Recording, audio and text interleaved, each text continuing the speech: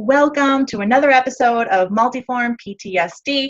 I am your host, Tracy Lowry, and today I've got a special guest for you.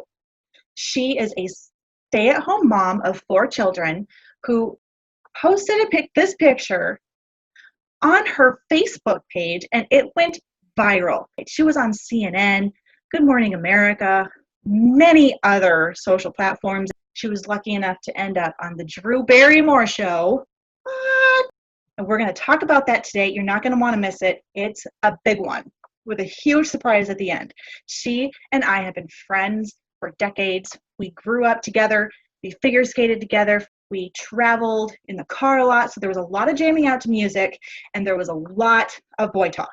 And I am so happy to have her now here with us. It's Janna Coombs. Hey, what's up? To Multiform PTSD, where we talk about non-military related post-traumatic stress, complex PTSD, abuse recovery, and mental wellness in general. So glad you're here. So let's just go ahead and get started. Let's do it. Hello, Miss Janna. Thank you for being here. Thank you for having me. How are you? I'm good. How are you is a better question. Doing good. Hanging in there. Yeah, you've had a lot going on. Yeah, it's been busy to say the least. Oh, kidding. Did you have any idea when you posted that picture of your dear son Ezra that it was going to go viral on you like this? You know, I knew it was a statement photo because I hesitated to post it on Facebook. So I knew that there was some controversy within the photo. But I wanted to post it to show other families that they're not alone, because what everybody is going through right now with either virtual or in school COVID, it's just so much to handle. And then adding in being a teacher is like impossible for some. So I knew it was controversial, but no, I did not know that it was going to reach all the platforms that it did. Crazy. And the thing is, I didn't realize how viral it went because like I saw your post and I saw your stuff, but I see your stuff all the time.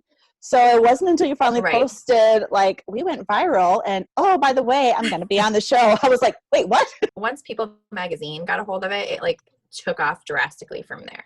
Tell us what made you take the picture and post it? What was your final, like, I'm going to do this? I took the photo because my mom had asked me, how's virtual learning going? It's your first day. How's it going? Because she knew how nervous I was about it. And my expectations for it were not very high because I have 4 kids, one being an infant. So I was like, how am I going to juggle this? So that is why I took the photo, because I sent it to her to say, this is reality. And then I was like, this is probably a lot of people's reality, not just my own. And then thinking about it, I'm like, I'm going to post this for other families to see that, you know what, you're not alone. This is our first day. How is your first day going? Because ours isn't starting off very well. It's so real life. Like, it wasn't staged. Exactly. It was real life. You can just feel the emotion coming from it. It was a beautifully done picture to just catch that candid moment that, like you said, so many people can resonate with.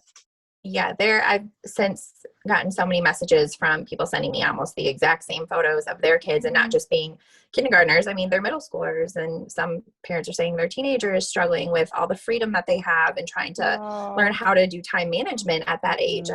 I struggle with time management. I can't even imagine as a teenager being like, hey, here's all your school. Yeah. You know, it's the maturity level it's hard. Personally, I don't think it's for everyone. I don't think some kids are really going to struggle with that. I think most kids are going to struggle with that because, like you said, the maturity to have that kind of balance and time management, a lot of adults don't have that, let alone to ask high schoolers, middle schoolers, your elementary students and your kids. I mean, exactly. I think it's hard enough keeping kids' attention as it is in a classroom, let alone just staring at a computer screen for so long that just wears on anybody's mental health. Right. And in their home where they know where the snacks are, they know where, the TV might be playing in the background, or, the distractions are endless for me. I can imagine as a child. I know that was a huge one, is like not being able to have the TV on, all the distractions that were within the house, and having the kids spread out so that their Zoom calls weren't interfering with each other's. But on the flip side, for parents, it's like, I couldn't do anything. I couldn't vacuum. I couldn't, watch the news. You have to be quiet on every little thing that you're doing. I had to try to keep a baby quiet from crying. And yes, they can use headphones, but at the same time, they need help all the time. So you have to kind of listen and be like, okay, what is the teacher saying? So I can try to help you. Right. So it was like your whole life is put on pause while you're trying to accommodate being a teacher and helping your children be good students. And you had 3, correct? You have 4 total. Yeah. You had 3 4 teachers total, to listen to. learning. Yeah. 4th, 2nd, and kindergarten. Those are not easy ages. So all elementary. Yeah. When all this went viral, that had to take up more of your time and attention. And I saw on one of your posts that you even had like mean, negative comments and messages. And that just blows my mind. It blows my mind that people can be so mean sometimes online. And right now I feel like emotions are really high and hot with politics and the COVID pandemic and the riots and the social aspects. Or at least be given the choice, because at first we weren't even given the choice or option to choose virtual or in face-to-face. So that was another whole reason behind posting the photo, was people need to see that we're struggling. And I told my husband, I was like, I'm hesitant to post this, but if no one speaks up, then nothing changes. So I spoke up. I'm saying we need the option. For most, face-to-face learning is ideal. And if you feel comfortable sending your children to school, having that option should be a priority for most counties. And not given that option was just frustrating in itself. I mean, how lucky you are that you are a stay-at-home mom. But I think of those who don't have that option. They're either a single parent like myself, or both parents are working out of the home and having to figure all this out. Like, it was just stressful. I can't even imagine. I can't. But I don't mean to diminish. Friends in that position. I'm sure you did. No, not at all. That's another level of like juggling everything on top of life. I can't even imagine. So, I mean, I'm sure you also got great feedback as well. You don't end up on CNN and People and Good Morning America and the Drew Barrymore show without getting a lot of positive feedback. Awesome. We will talk about that. I promise. There was. Oh, give me the good, the bad, and the ugly. We want it all. It started off with most people being super encouraging. My message inbox started flooding, and reading on was like, okay, yeah, see this, that was my purpose, was it is reaching a lot of families and they are in the same position. So if we all just kind of stick together or vent together or whatever, at least it takes a little stress off of us knowing that you're not alone. Right. But then after several days, you started getting and seeing the hate comments, and the post just blew up with so many hurtful and harmful comments that I started reading them, and you go down that rabbit hole and it's just not healthy. So I was like, after 2.1 million comments or whatever it was, I was like, they weren't all hateful at that stage, but there was plenty that were. I shut the comments off, but left it just for my friends to be able to comment.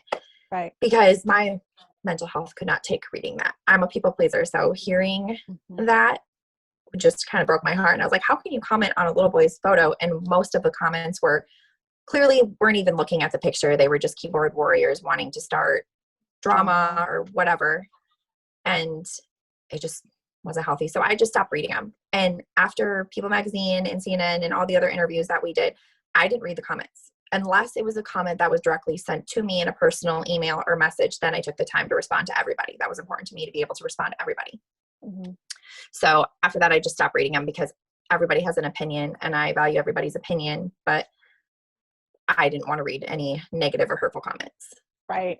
And I love how you said, everyone has a right to their opinion, but that doesn't mean that it has to be your business what their opinion is. If it's going to hurt you, how about with your husband and your kids? I'm sure your husband knew that you were getting some of the other comments. Did you share any of that with your kids? Did your kids know that any of the negative stuff was coming?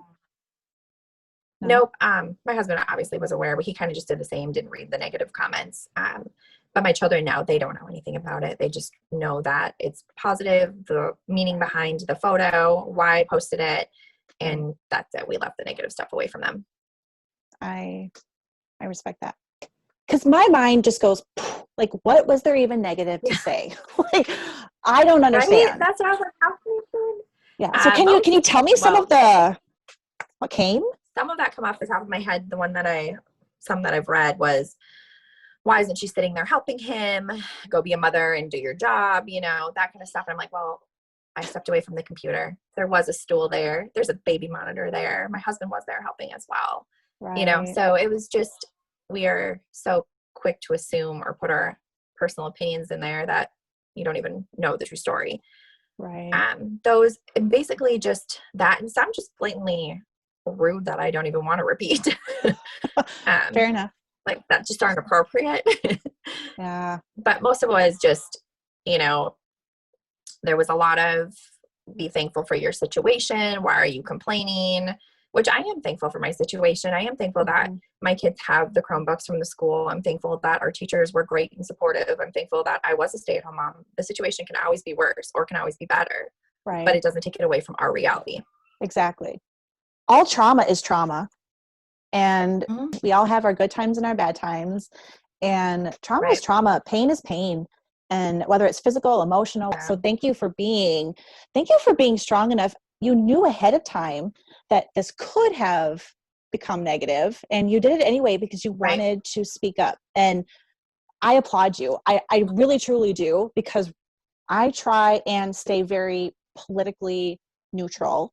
And, you know, I don't want to speak out on some things, but there's times where I really would like to, but honestly, if I'm being completely honest, I get scared. Yeah, I do, because I'm like, no, and I tried to keep a lot of political stuff out of it too, you know, of my beliefs with certain things going on through COVID. I didn't want that. It was more just like what we are going through as a family, myself and my children.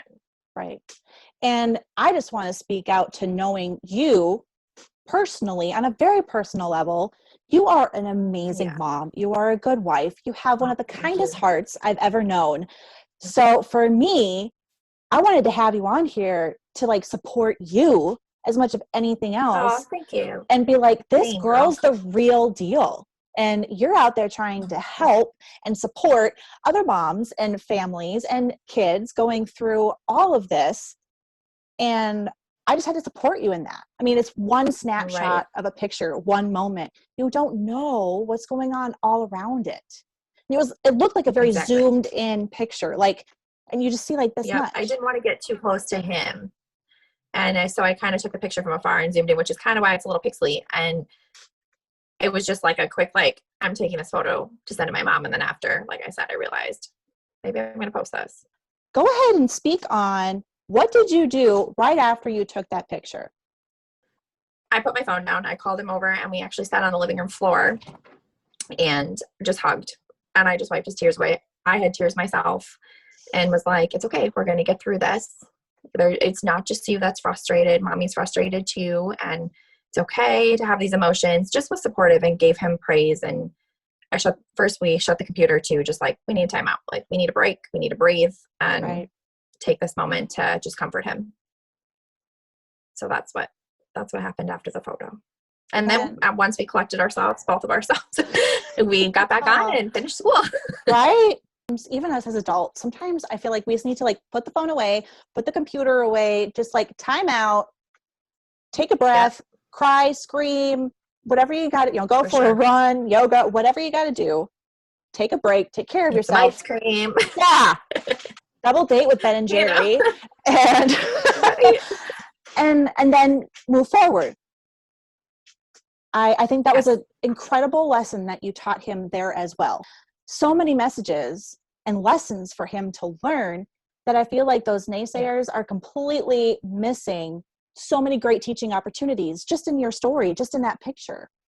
I'm also very glad that you just decided to just quit reading them and quit even letting people comment that didn't It's not worth no anybody's time to let people break you down like that. So it was just better to just not read them. And I can't control, who comments on CNN or Yahoo or whatever, but I can control how I read them and go about my day. So that was me on the first night all of this started. I was like, going down that rabbit hole. I'm like, and then I couldn't sleep and I was like, nope, I can't do this.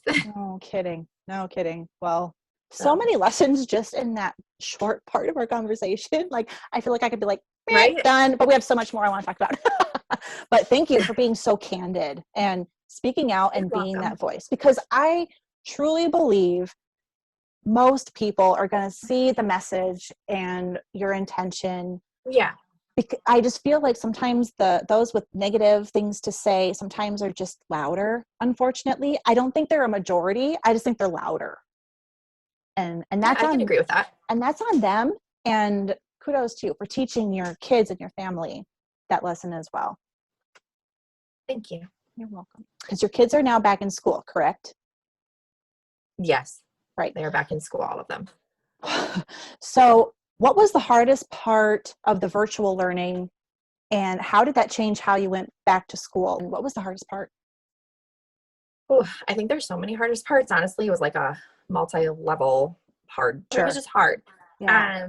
The hardest part was, one, I'm not getting any sleep at night. So from having an infant and trying to take care of him, so then trying to be like available and my mind being awake to teach was tough. Thankfully, my husband is home a lot in the morning, so he was a huge help with virtual learning. Good. So I think just trying to juggle everything with how do you maintain a household? How do you go grocery shopping? How do you do all this stuff? Because everything has to be packed in from 5 p.m. on, because from 8 till 3, they're on the computers and you have to be quiet and do nothing. Right. So it was like, to try to juggle everything was just tough. On top of having no time for yourself as well.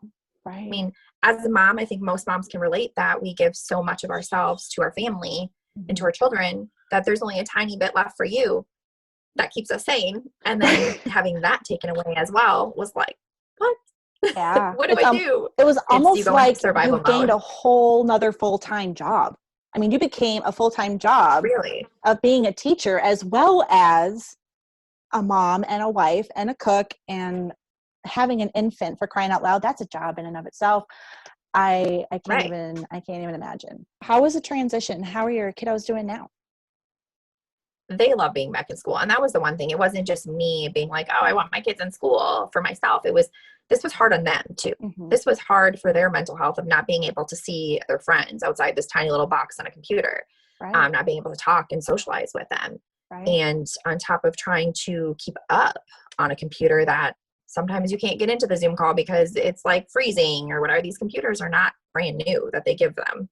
They're slow. And so that transition going back to school was seamless. Honestly, they were super excited. They had such an amazing first day of meeting their teachers, and they came home all excited. You know, they do have to wear masks here and there, but our school has been really well with having the desks far enough apart, which still breaks my heart, but that they're not having to wear masks all the time. They can go outside without masks on. And I know this gets into a little controversial political stuff, but I had a hard time sending them back to school with the masks. Mm-hmm. And kids are resilient, so they would rather be there with masks on and see their friends than be home virtual learning. So I took what they wanted into account as well. It wasn't just me. Right. And I think that's important. I know we had the option at the beginning of the year, whether we wanted to do virtual or in class. And I knew what his answer would be.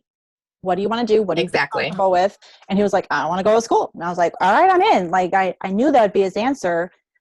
And at the beginning of the school year, they didn't have to wear masks even. Like, cause like you said, they were separated enough. We didn't have, in the county, we had like 2 active cases. So like, nice. Yeah, it really wasn't, this county wasn't a huge deal. And then school started everywhere and numbers kind of rose. You know, they had 2 weeks without it. And then everyone has to wear masks most of the time. And actually that transition, it was a minor backup, but to the kids, it was a huge backup, and it made a lot of them extra stressed. Right. I mean, my son doesn't do great with change anyway. And that was really hard because he is a face reader. Like, he reads people's emotions on their face. He feel like that took like so much of the communication off for him. It's like he doesn't know. When you cover half of our face, that is a huge expression. It just becomes a cold environment. Yes. And whether you feel that masks work or not, there's a lot of other factors that go into our mental health of wearing these masks, and physical. Yeah, absolutely. It's not a one size fits all here. I don't think we went too political, because here I focus on mental health, right? And And whether you have, Right. you know, PTSD or not, or depression or anxiety, I have noticed a lot of people that didn't have it before, like their anxiety is up with the whole pandemic and the COVID and masks, no masks, and how they feel about masks. Do they work? Do they not work? I feel like that has just really affected a lot of people's mental health, whether they have an illness or a 100%. diagnosis or not.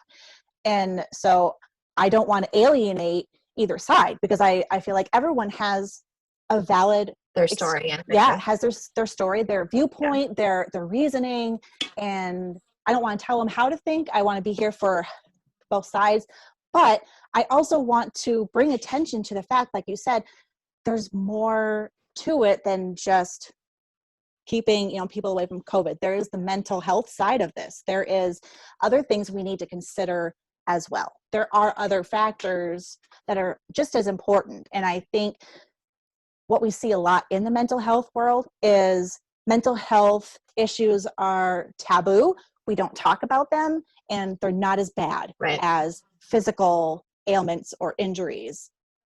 And I don't believe that to be true. I think then it's given credit. It's more complicated for sure. It is. And that's why I'm glad you were able to speak up and say, wait, let's look at this around the circle. Let's look at all of the aspects here and do what's best for us and our family and our kids. And let's make this more of a conversation. And I think you opened it up. Let's kind of move on. So you had a lot of interviews with different news, and like you said, you know, Good Morning America and CNN, and then you went on the Drew Barrymore show. How did that even happen? Facebook, actually.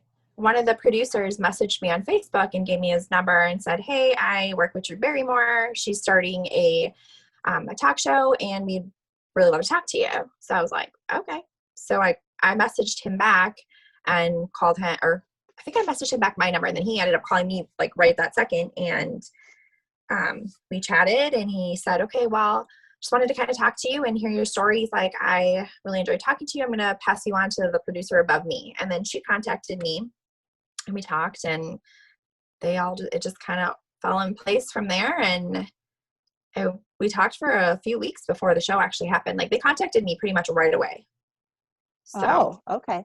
But what an awesome opportunity. Can you talk about how that was? I mean, it looked like you had like camera crews in your home and.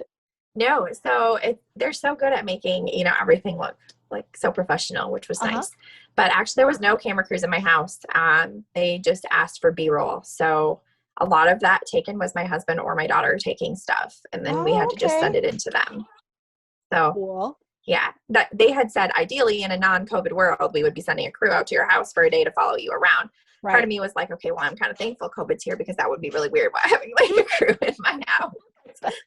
But it all works out. Yeah. So cool. And we got on a Zoom call like this, and I got to watch them taping the show. And then they're kind of just like, all right, Janna, you're going to be cued in like 10 seconds. And then it just happened. The interview happened. So what was the big surprise Drew had for you at the end? Yeah. So the whole point that they wanted to take was not a political side either. They wanted it to be more of like what moms are going through, what families are going through. Mm-hmm. And they had talked to me about what I had done prior to kids and before COVID. And I was like, well, I was a figure skater, and that was like my life, my world. Mm-hmm. And then I was a coach. But then since we've moved down here, that kind of has been a huge hole in my heart, because there is no rink close by here. Right. And it's like, there is one in Atlanta, but Atlanta traffic is nuts. And it's always, after school times or early mornings. So I deal with young children that just is not going to work right now in my life anyway. Right. So they surprised me with an ice rink, a synthetic ice rink. It's called Polyglide. And one of the owners was so generous to donate the ice rink. But it's portable. Like, you can actually lay down outside, or it has to be on a hard surface. Okay. So it can either go outside, or you can put it in like a garage or wherever it fits your needs, actually. So it's pretty cool. So temperature doesn't matter? He said temperature doesn't technically matter, but the elements of outside, like, if you would just have to pressure wash it to basically get all like the dirt and debris off. Where are you going to put it, and when will it be there? So I got the email that it was ordered, and it has not arrived yet. So I don't know when it's going to be here. I think it's like in transit, but I think it's ideally going to go in our garage right now because we don't have a basement, and being outside Georgia, it rains like all the time. Like we'll just get, it's kind of like more of that tropical climate in the summer, and with a dog and kid, like ideally pressure washing it every single time is just not really going to work. Right. It would mean so you probably would use it less. Not dirty. Right. Exactly. So I think it's going to go in the garage. I'm so excited for you. So. Like you were in such shock. Why my face was like, I know. I know. I didn't even know how to react because I was like, how's that going to happen? It's like, I didn't even like realize what it was because I'm just sitting here thinking cold ice rink. Georgia. Like, how is that going to be in my backyard in Georgia? Right. So it took me a hot second to like understand what they were saying. Right. Well, I just remember being like, she's so calm. Like I was freaking out. I watched it. It was like later at night. I had it, I DVR'd it. And so I watched it as I was getting ready for bed, and I'm laying there, and I literally was like, like I was so excited. Yeah. And the next day, the whole family, we all sat down. My mom, my dad, my sister's daughter, maybe 2 daughters, and a husband. Like we all sat down and watched it together. I was like, this is Janna. Like I was like crying, like I'm such a dork, but I was so excited for you. And you were just so I was mellow. in shock. Yeah. I was in shock. I didn't even, like I said, comprehend it. And I was nervous. I'm on a Zoom call with Drew Barrymore, this is national television. So I'm sitting here trying to keep my composure and dying inside. And then all of a sudden I didn't know they were gifting me anything. So like, especially in an ice rink, I was just in shock. And then I was like trying to like process it and keep it cool. And then I was like, well, what? So yeah, I was not like the huge screamy response that like I would have gotten maybe not on TV, but I was just trying to keep my cool. And then that all happened. And I was like, I don't know. Just in shock. That's all I can say. I was in shock. So 2 questions. The first question I want to ask is, and this might be kind of weird, feel free to say no. Once your rink is in and it's a good time for your family and our family and the COVID and traveling and all of that, what if I came to visit and skate with you on your rink for like where are they now? Why would I say no to that? Why would I say no to that? That's so like nostalgic, and we can listen to like all our little space jams and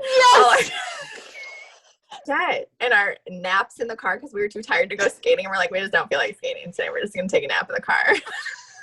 I think Shira's gonna be mad at us probably. Oh well. Yeah. Sorry, Shira. And we both had the same coach at that time, didn't we? Yeah, that's like one of the things I told the producer was afterwards when we were talking, and she was like, "Are you so excited?" I was like, "Yes." Now I can like finally be like, excited, Right. It's like just even the fact that I get to like tie my skates and strap on my skates is like therapeutic in itself. Do you know what I mean? I do. I totally do. One of the things for me is even just going to, when I lived in Austin, we went to a lot of hockey games. And like one of my favorite parts was walking into the rink part and you could smell it. It was like an event center that they put ice in for games, but they had like a bunch of other stuff. I'm thinking of the Escanaba rink. I'm thinking Escanaba. Yeah, no. It was just like but I still enjoyed like that rink smell. Yeah. No, I remember during the ice show in the high school locker room, it was the boys' high school hockey locker room. Yeah, it was stinky. Horrible. Like you walk in, and we were also excited to have that locker room. Like it was like the best locker room, and we're like, don't even care how it smells. Like we had our hairspray smelling it up within a day anyway. Yeah. They probably didn't like coming back into it at all smelling girly. All the glitter. No. All the glitter. Oh, good times. So I would love to come and skate with you again on your own private rink, right? And just feel the feels. I mean, just being on the ice. Yeah. There's just so much that we took for granted, I feel like, back in the day, that now the little things is what I miss the most. Me too. I'll start crying when I think about skating. I miss skating so much. I hear ya. We love the sport, and as a skater, I loved it, and as a coach, I loved it. as a club director, I hated it. Well, you have the politics side then, though. Yes. You're like within, and we all know how that is. But the other issue I had another coach that became a really good friend of mine, and I'm in Iowa now, grew up in Michigan. The mindset and the focus is just different. Here, here it's more of a recreational, and it was very recreational. But I was used to Michigan where it was very competitive and it was a focus. And if we had to be on the ice at 6 o'clock in the morning, then we were on the ice at 6 o'clock in the morning. I actually brought in dance. None of them had ever done a dance in their life. Oh, wow. Yeah. I started the whole ice dance program because no one knew any of it. Like it was just crazy to me. Like I was like, this isn't even a question where and that I grew was a up. huge part of your world. Yeah. Like you loved dance. I loved it. Like dance. You were good at dance. I was in. Like, so like it was just very different. And my friend, I was leaving because I moved to DC, and my friend was like, you need to get back to Michigan. And I was like, why? She goes, because you take skating way more seriously than we do here. Because I just didn't get it. I didn't understand. Because I didn't want to be on the ice at 6 a.m. when we were on the ice at 6 a.m, an hour away every day in the summer. I know. I was get them to come in by 8. It was like Wednesdays. We were there from like 3 p.m. to 9 at night. 9. Yeah. Wednesdays, we were frozen. But I actually miss that, like taking your skates off and that thaw feeling, like where your feet just thaw out and it hurts really bad. But I miss that. Like I'm like, I just want that back. Yes. We are sick individuals. Yeah. It's hard. It's hard to have something, like you said, be such a huge part of our life and part of our identity, and it not there anymore. Yeah. Like it literally, it's depressing. I always say, like, for my mental health, like that is, like I've said, something that is a hole in my heart and I struggle with daily, because stepping on or just walking into that rink and smelling that, or that just that first blade against the ice and that sound, or seeing the fog on the boards was just therapeutic. Yes. And if I could have that in my life, I feel like I would be a better wife, a better mother, or whatever, because that is my de-stressor. Right. Yeah. Yeah.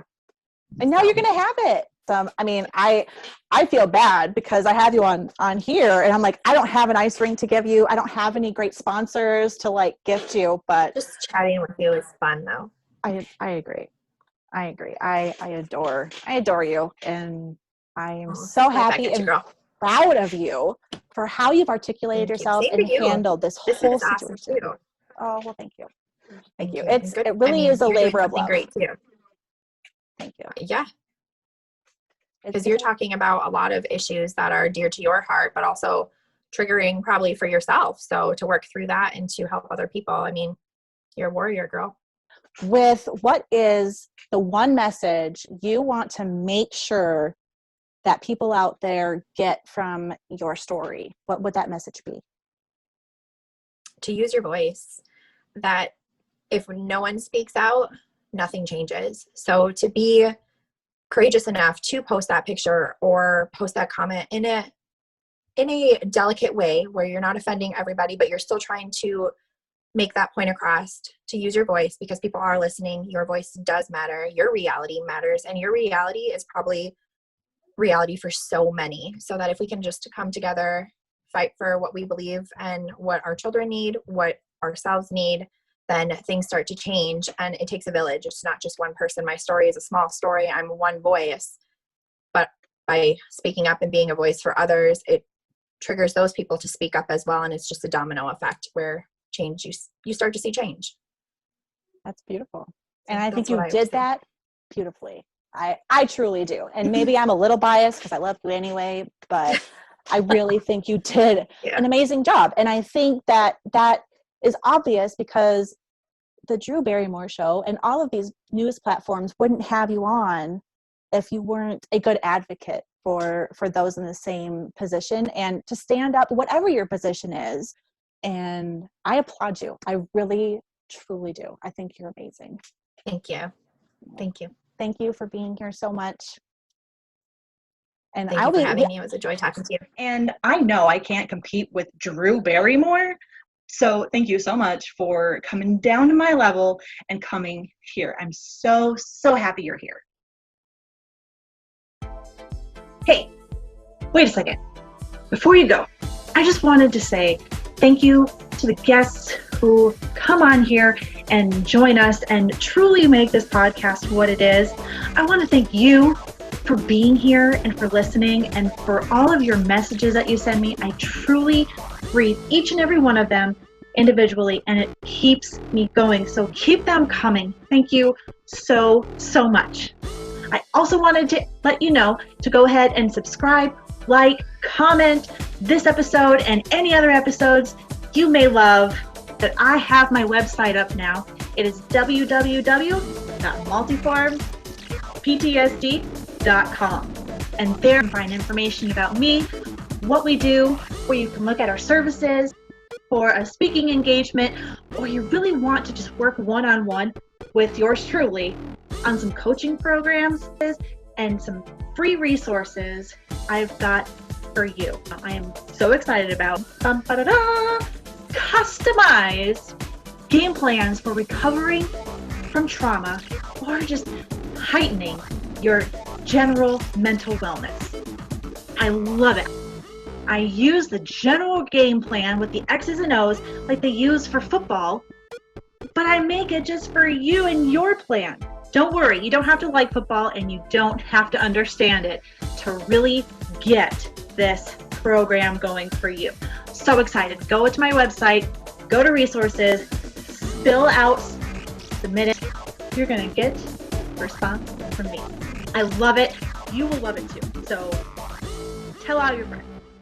You can find us on Facebook, Instagram, YouTube, MultiformPTSD. Also, email me at tracy@multiformptsd.com. So thank you for being here. We'll see you next episode. Bye.